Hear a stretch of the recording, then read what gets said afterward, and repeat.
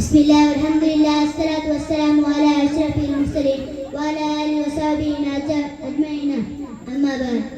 ಪ್ರಿಯ ಬಿಟ್ಟ ಉಸ್ತಾದರೇ ಹಾಗೂ ಸಹಪಾಠಿಗಳೇ, ಸ್ನೇಹಿತರೆ, ಅಸ್ಸಲಾಮು ಅಲೈಕುಂ. ಇಂದು ಜಗವಿಡೀ ನಬಿ ಸಲ್ಲಲ್ಲಾಹು ಅಲೈಹಿ ವಸಲ್ಲಮರ ಜನ್ಮ ದಿನಾಚರಣೆಯನ್ನು ಕೊಂಡಾಡುತ್ತಿದ್ದೇವೆ.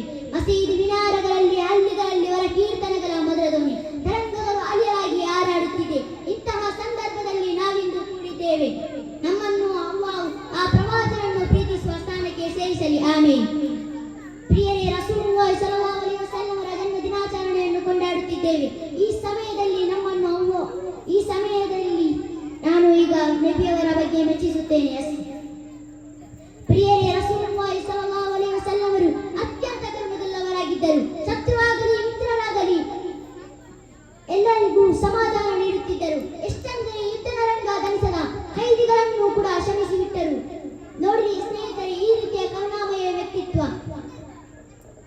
ಪ್ರವಾದಿಯರು ಕೇವಲ ಮನುಷ್ಯರೊಂದಿಗೆ ಮಾತ್ರವಲ್ಲ, ಇಂತಹ ಎಲ್ಲ ಜೀವಿಗಳೊಂದಿಗೆ ಕರುಣೆ ನೋಡಿಸುತ್ತಿದ್ದರು. ಎಷ್ಟೆಂದರೆ